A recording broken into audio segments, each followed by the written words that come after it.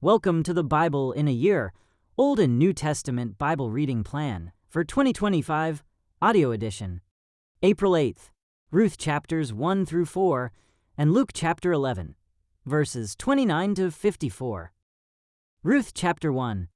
Elimelech moves his family to Moab. In the days when the judges ruled in Israel, a severe famine came upon the land. So a man from Bethlehem in Judah left his home and went to live in the country of Moab, taking his wife and 2 sons with him. The man's name was Elimelech, and his wife was Naomi. Their 2 sons were Mahlon and Chilion. They were Ephrathites from Bethlehem in the land of Judah, and when they reached Moab, they settled there. Then Elimelech died, and Naomi was left with her 2 sons. The 2 sons married Moabite women. One married a woman named Orpah, and the other a woman named Ruth. But about 10 years later, both Mahlon and Chilion died.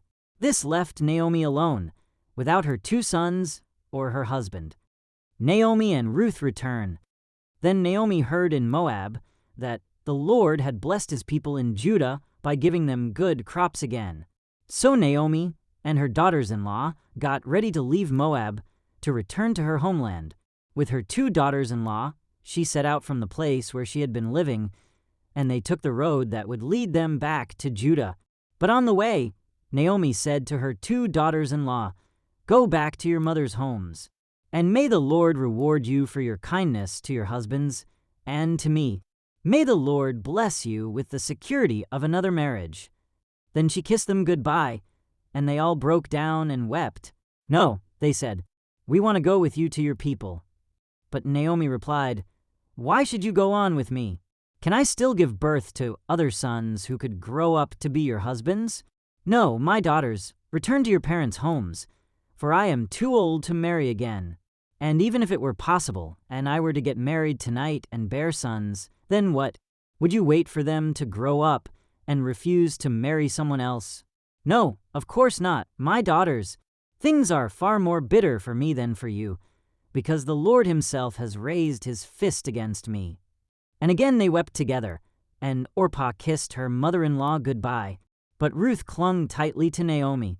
"Look," Naomi said to her, "your sister-in-law has gone back to her people and to her gods. You should do the same." But Ruth replied, "Don't ask me to leave you and turn back. Wherever you go, I will go. Wherever you live, I will live. Your people will be my people, and your God will be my God. Wherever you die, I will die, and there I will be buried. May the Lord punish me severely if I allow anything but death to separate us."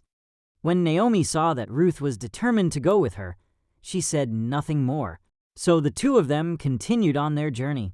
When they came to Bethlehem, the entire town was excited by their arrival. "Is it really Naomi?" the women asked. "Don't call me Naomi," she responded. "Instead, call me Mara, for the Almighty has made life very bitter for me. I went away full, but the Lord has brought me home empty. Why call me Naomi when the Lord has caused me to suffer, and the Almighty has sent such tragedy upon me?" So Naomi returned from Moab, accompanied by her daughter-in-law Ruth, the young Moabite woman. They arrived in Bethlehem in late spring, at the beginning of the barley harvest. Ruth 2.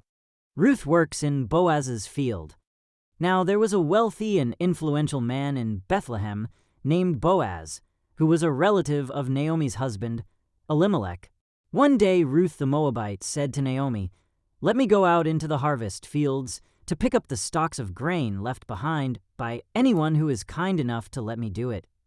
Naomi replied, "All right, my daughter, go ahead." So Ruth went out to gather grain behind the harvesters. And as it happened, she found herself working in a field that belonged to Boaz, the relative of her father-in-law, Elimelech. While she was there, Boaz arrived from Bethlehem and greeted the harvesters. "The Lord be with you," he said.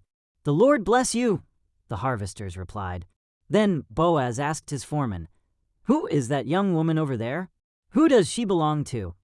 And the foreman replied, "She is the young woman from Moab who came back with Naomi. She asked me this morning if she could gather grain behind the harvesters." She has been hard at work ever since, except for a few minutes' rest in the shelter. Boaz went over and said to Ruth, "Listen, my daughter, stay right here with us when you gather grain. Don't go to any other fields. Stay right behind the young women working in my field. See which part of the field they are harvesting, and then follow them. I have warned the young men not to treat you roughly, and when you are thirsty, help yourself to the water they have drawn from the well." Ruth fell at his feet and thanked him warmly. "What have I done to deserve such kindness?" she asked. "I am only a foreigner." "Yes, I know," Boaz replied, "but I also know about everything you have done for your mother-in-law since the death of your husband. I have heard how you left your father and mother and your own land to live here among complete strangers. May the Lord, the God of Israel, under whose wings you have come to take refuge, reward you fully for what you have done." "I hope I continue to please you, sir," she replied. "You have comforted me by speaking so kindly to me, even though I am not one of your workers." At mealtime, Boaz called to her, "Come over here and help yourself to some food. You can dip your bread in the sour wine." So she sat with his harvesters, and Boaz gave her some roasted grain to eat. She ate all she wanted and still had some left over. When Ruth went back to work again, Boaz ordered his young men, "Let her gather grain right among the sheaves without stopping her, and pull out some heads of barley from the bundles and drop them on purpose for her. Let her pick them up, and don't give her a hard time." So Ruth gathered barley there all day, and when she beat out the grain that evening, it filled an entire basket. She carried it back into town and showed it to her mother-in-law. Ruth also gave her the roasted grain that was left over from her meal. "Where did you gather all this grain today?" Naomi asked. "Where did you work? May the Lord bless the one who helped you." So Ruth told her mother-in-law about the man in whose field she had worked. She said, "The man I worked with today is named Boaz. May the Lord bless him." Naomi told her daughter-in-law, "He is showing his kindness to us, as well as to your dead husband. That man is one of our closest relatives, one of our family redeemers." Then Ruth said, "What's more, Boaz even told me to come back and stay with his harvesters until the entire harvest is completed."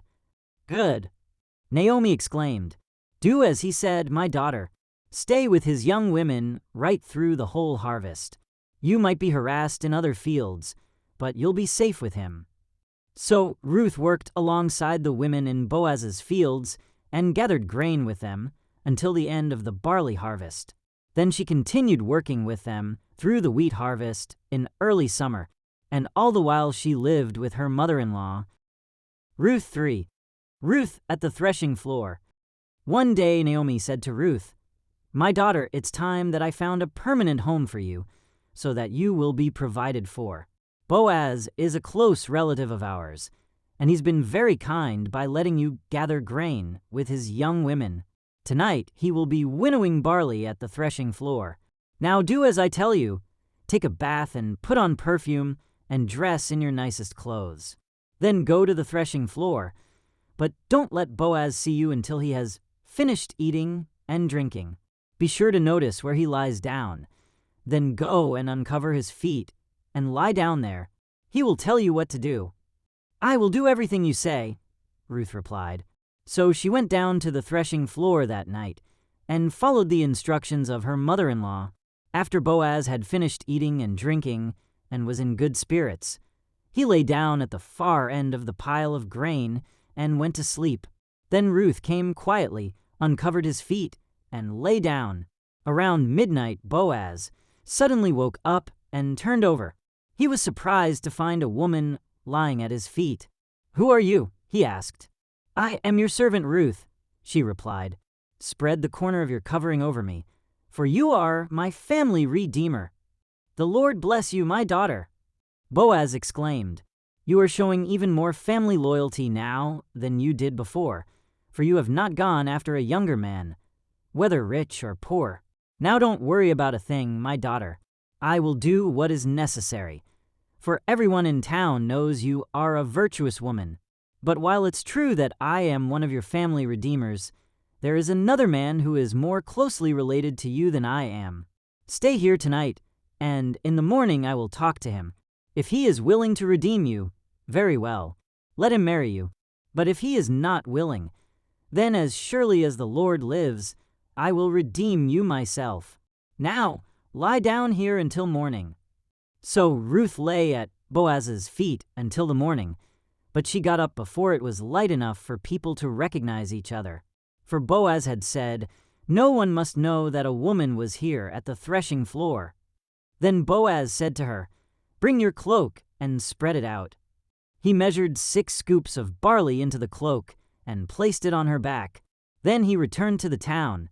When Ruth went back to her mother-in-law, Naomi asked, "What happened, my daughter?" Ruth told Naomi everything Boaz had done for her, and she added, "He gave me these 6 scoops of barley and said, 'Don't go back to your mother-in-law empty-handed.'" Then Naomi said to her, "Just be patient, my daughter, until we hear what happens. The man won't rest until he has settled things today." Ruth chapter 4. Boaz marries Ruth. Boaz went to the town gate and took a seat there. Just then the family redeemer he had mentioned came by. So Boaz called out to him, "Come over here and sit down, friend. I want to talk to you." So they sat down together. Then Boaz called 10 leaders from the town and asked them to sit as witnesses. And Boaz said to the family redeemer, "You know Naomi, who came back from Moab. She is selling the land that belonged to our relative Elimelech. I thought I should speak to you about it so that you can redeem it if you wish. If you want the land, then buy it here in the presence of these witnesses. But if you don't want it, let me know right away, because I am next in line to redeem it after you." The man replied, "All right, I'll redeem it." Then Boaz told him, "Of course, your purchase of the land from Naomi also requires that you marry Ruth, the Moabite widow. That way she can have children who will carry on her husband's name and keep the land in the family." "Then I can't redeem it," the family redeemer replied, "because this might endanger my own estate. You redeem the land. I cannot do it." Now in those days it was the custom in Israel for anyone transferring a right of purchase to remove his sandal and hand it to the other party. This publicly validated the transaction. So the other family redeemer drew off his sandal as he said to Boaz, "You buy the land." Then Boaz said to the elders and to the crowd standing around, "You are witnesses that today I have bought from Naomi all the property of Elimelech, Chilion, and Mahlon. And with the land I have acquired Ruth, the Moabite widow of Mahlon, to be my wife. This way she can have a son to carry on the family name of her dead husband and to inherit the family property here in his hometown. You are all witnesses today." Then the elders and all the people standing in the gate replied, "We are witnesses. May the Lord make this woman who is coming into your home like Rachel and Leah, from whom all the nation of Israel descended. May you prosper in Ephrathah and be famous in Bethlehem. And may the Lord give you descendants by this young woman who will be like those of our ancestor Perez, the son of Tamar and Judah." The descendants of Boaz. So Boaz took Ruth into his home, and she became his wife. When he slept with her, the Lord enabled her to become pregnant, and she gave birth to a son. Then the women of the town said to Naomi, "Praise the Lord, who has now provided a redeemer for your family. May this child be famous in Israel. May he restore your youth and care for you in your old age. For he is the son of your daughter-in-law who loves you and has been better to you than 7 sons." Naomi took the baby and cuddled him to her breast, and she cared for him as if he were her own. The neighbor women said, "Now at last Naomi has a son again." And they named him Obed. He became the father of Jesse and the grandfather of David. This is the genealogical record of their ancestor Perez. Perez was the father of Hezron. Hezron was the father of Ram. Ram was the father of Amminadab. Amminadab was the father of Nahshon. Nahshon was the father of Salmon. Salmon was the father of Boaz. Boaz was the father of Obed. Obed was the father of Jesse. Jesse was the father of David. Luke 11, verses 29 to 54. The sign of Jonah. As the crowd pressed in on Jesus, he said, "This evil generation keeps asking me to show them a miraculous sign. But the only sign I will give them is the sign of Jonah." What happened to him was a sign to the people of Nineveh that God had sent him. What happens to the Son of Man will be a sign to these people that he was sent by God. The Queen of Sheba will stand up against this generation on Judgment Day and condemn it, for she came from a distant land to hear the wisdom of Solomon. Now, someone greater than Solomon is here, but you refuse to listen. The people of Nineveh will also stand up against this generation on Judgment Day and condemn it, for they repented of their sins at the preaching of Jonah. Now, someone greater than Jonah is here, but you refuse to repent. Receiving the light. No one lights a lamp and then hides it or puts it under a basket. Instead, a lamp is placed on a stand, where its light can be seen by all who enter the house. Your eye is like a lamp that provides light for your body. When your eye is healthy, your whole body is filled with light. But when it is unhealthy, your body is filled with darkness. Make sure that the light you think you have is not actually darkness. If you are filled with light, with no dark corners, then your whole life will be radiant, as though a floodlight were filling you with light. Jesus criticizes the religious leaders. As Jesus was speaking, one of the Pharisees invited him home for a meal. So he went in and took his place at the table. His host was amazed to see that he sat down to eat without first performing the hand-washing ceremony required by Jewish custom. Then the Lord said to him, "You Pharisees are so careful to clean the outside of the cup and the dish, but inside you are filthy, full of greed and wickedness. Fools, didn't God make the inside as well as the outside? So clean the inside by giving gifts to the poor, and you will be clean all over.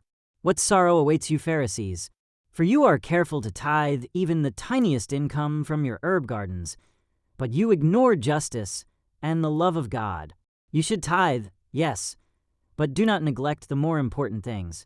What sorrow awaits you Pharisees, for you love to sit in the seats of honor in the synagogues and receive respectful greetings as you walk in the marketplaces. Yes, what sorrow awaits you, for you are like hidden graves in a field. People walk over them without knowing the corruption they are stepping on." "Teacher," said an expert in religious law, "you have insulted us, too, in what you just said." "Yes," said Jesus, "what sorrow also awaits you experts in religious law, for you crush people with unbearable religious demands, and you never lift a finger to ease the burden. What sorrow awaits you, for you build monuments for the prophets your own ancestors killed long ago, but in fact, you stand as witnesses who agree with what your ancestors did. They killed the prophets, and you join in their crime by building the monuments. This is what God in his wisdom said about you. I will send prophets and apostles to them, but they will kill some and persecute the others. As a result, this generation will be held responsible for the murder of all God's prophets from the creation of the world, from the murder of Abel to the murder of Zechariah, who was killed between the altar and the sanctuary. Yes, it will certainly be charged against this generation. What sorrow awaits you experts in religious law, for you remove the key to knowledge from the people. You don't enter the kingdom yourselves, and you prevent others from entering."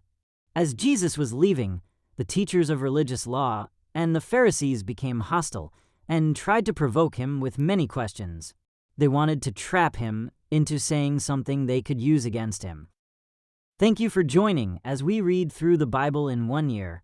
This has been day 98.